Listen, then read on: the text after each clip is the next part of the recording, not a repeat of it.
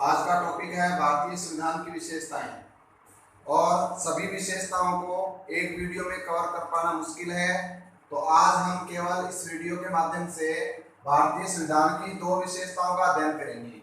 सबसे पहली और महत्वपूर्ण विशेषता है लिखित एवं विस्तृत संविधान।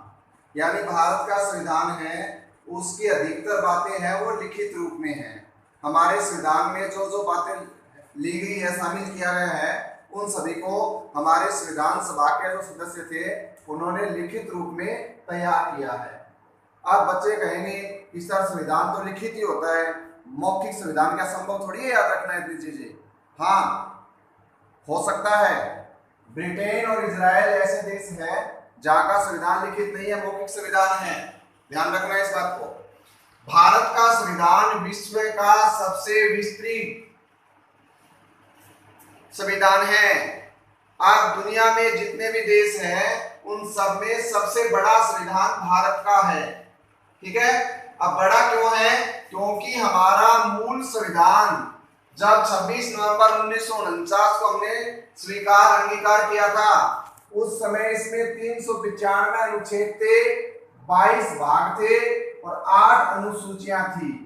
यानी हमारे संविधान को अलग अलग विषयों के रूप में 22 भागों में बांटा गया और उनके जिसे हम पैराग्राफ बोलते हैं, जिसे हम पैराग्राफ यानी अनुच्छेद बोलते हैं, वो 395 थे। और संविधान के अंत में कुछ बातें और जोड़ी गई, वो 8 अनुसूचियां कहलाई थी। ठीक है। अब वर्तमान की अगर हम बात करें तो 395 अनुच्छेद है, 22 भाग है, लेकिन अनुसूचियां कितनी हो गई है? 12 अनुसूचियां हो गई है। अब कहोगे सर 450 क्या लिखा है? आपको पता है हमारे देश के संविधान में संशोधन हुए हैं और संशोधन के कारण कुछ नई चीजें जोड़ी गई है, तो जोड़ने के बाद ये अनुच्छेद कह रहे हैं 450। अरे नहीं, 450 नहीं है अनुच्छेद, अनुच्छेद 395 ही है। लेकिन हमने क्या किया, मान लो जैसे अनुच्छेद नंबर 390 था और 390 में हमने कुछ और चीज जोड़नी थी, तो हमने उसको नाम 391 नाम नंबर नहीं दिया। हमने क्या किया, उसमें 390 के साथ कै जोड़ दिया। ठीक है। इस प्रकार ये है। हमारे देश का भारत का शासन है, आपने पढ़ा था 1935 का अधिनियम, तो भारत शासन अधिनियम 1935 है, उसके ज्यादातर जो प्रावधान थे वो यथावत हमारे संविधान में शामिल कर लिए गए। क्यों? क्योंकि हमारे संविधान निर्माताओं ने माना कि ये भारत शासन अधिनियम है, भारत के लिए आदर्श है, इसलिए इसको हमारे संविधान में जैसा था उसको उसी रूप में शामिल कर लिया गया। अब भारत का संविधान इतना बड़ा होने का कारण क्या है? एक तो देखो भारत का क्षेत्रफल कितना बड़ा है और भारत में अनेक प्रकार की भौगोलिक समस्याएं भी है, जातिगत समस्याएं भी है, अलग अलग संप्रदाय के लोग भी रहते हैं, तो प्रत्येक समस्या का समाधान लिखित रूप में हो, इसलिए हमारे संविधान को इतना विशाल स्वरूप में प्रदान किया गया। अब बात करते हैं दूसरी विशेषता, संसदीय प्रणाली।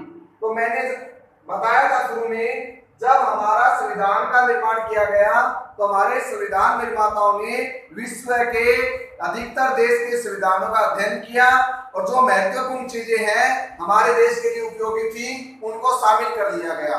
तो उन्हीं में से ब्रिटेन में जो शासन करने की पद्धति है वो है संसदीय प्रणाली।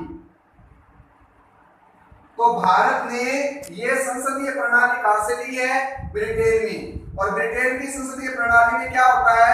नंबर 1 होता है क्राउन, उसके बाद होता है हाउस ऑफ कॉमन, उसके बाद होता है हाउस ऑफ लॉर्ड। ठीक है। तो भारत में भी ब्रिटेन के अनुसार एक संसद बनाई गई और जिस प्रकार ब्रिटेन की संसद के 3 भाग थे, भारतीय संसद के भी 3 भाग रखे। ब्रिटेन में क्राउन होता है तो भारत में राष्ट्रपति होता है। अंतर इतना है, ब्रिटेन का क्राउन है यानी राजा होता है, वो वंशानुगत होता है, जबकि भारत का जो मुखिया राष्ट्रपति होता है वो यहाँ की जनता के द्वारा निर्वाचित होता है। हाउस ऑफ कॉमन, ठीक है, जिस प्रकार हमारे लोकसभा लोकसभा होती है, वहां लोकसभा की जगह उसका नाम होता है हाउस ऑफ कॉमन। अपने यहाँ राज्यसभा होती है, वहां नाम होता है उसका हाउस ऑफ लॉर्ड। तो हमारा देश संसदीय प्रणाली में एक गणराज्य है। गणराज्य होने का मतलब है यहाँ का मुखिया सर्वोच्च से सर्वोच्च राष्ट्रपति होता है और वो यहाँ की जनता के द्वारा चुना जाता है, इसलिए इसको गणराज्य कहा गया है। और हमारे राष्ट्र का सर्वोच्च पद राष्ट्रपति का होता है। भारत का राष्ट्रपति कार्यपालिका का केवल संवैधानिक प्रमुख होता है।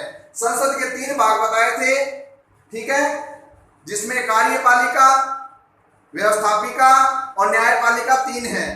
तो कार्यपालिका में मुख्य रूप से आता है हमारा मंत्री परिषद और हमारे देश के सर्वोच्च प्रशासनिक अधिकारी, ठीक है। लेकिन हमें कार्यपालिका का प्रधान मानते हैं राष्ट्रपति को, लेकिन राष्ट्रपति के पास एक्चुअल में पावर नहीं है। राष्ट्रपति है वो हमारे मंत्री परिषद यानी मंत्री परिषद का मुखिया प्रधानमंत्री, उसके परामर्श के अनुसार ही काम करता है। तो हमारे देश के कार्यपालिका का प्रधान तो है राष्ट्रपति, लेकिन उसके पास पावर नहीं है। पावर किसके पास है? हमारी कैबिनेट के पास होती है मुख्य पावर। वह मंत्री परिषद की सहायता एवं परामर्श से कार्य करता है, यानी राष्ट्रपति स्वतंत्र रूप से कोई कार्य नहीं कर सकता। कोई भी काम करेगा वो मंत्री परिषद की सिफारिश से ही, उसके परामर्श से ही काम करेगा। भारत ने ब्रिटेन मॉडल की संसदीय प्रणाली को अपनाया। ब्रिटेन मॉडल में संसद में क्या है? क्राउन है, house of common, house of lords. इसी प्रकार भारत ने राष्ट्रपति, राज्यसभा और लोकसभा को अपनाया है। ठीक है। संसदीय प्रणाली में कार्यपालिका विधायिका के प्रति उत्तरदायी होती है, यानी हमारी कार्यपालिका मतलब हमारा मंत्री परिषद, विधायिका का मतलब हमारी संसद। तो हमारी कार्यपालिका किसके उत्तरदायी है? विधायिका के प्रति। ठीक है। भारतीय संसद प्रभुत्व संपन्न नहीं है, क्योंकि उसके द्वारा पारित विधान का न्यायिक पुनरीक्षण होता है। ये बात देखो ध्यान से, यानी भारत की संसद सर्वोच्च जरूर है, लेकिन वो संपूर्ण प्रभुत्व संपन्न नहीं है। संपूर्ण प्रभुत्व संपन्न का मतलब संसद ने जो निर्णय कर दिया वो फाइनल नहीं। क्यों? क्योंकि संसद ने जो कानून बनाया है वो कानून अनिवार्य रूप से लागू होना आवश्यक नहीं है, क्योंकि उस कानून को हमारे देश के सर्वोच्च न्यायालय में चुनौती दी जा सकती है और सर्वोच्च न्यायालय में उसके खिलाफ मुकदमा दायर हो सकता है और सर्वोच्च न्यायालय अगर चाहे तो उस कानून को रोक सकता है। इस कारण भारतीय संसद है वो प्रभुत्व संपन्न नहीं है, क्योंकि इसके द्वारा बनाए गए कानूनों का सर्वोच्च न्यायालय के द्वारा न्यायिक पुनरीक्षण संभव है। ठीक है। आगे की विशेषताएं अगले वीडियो में पढ़ेंगे। धन्यवाद।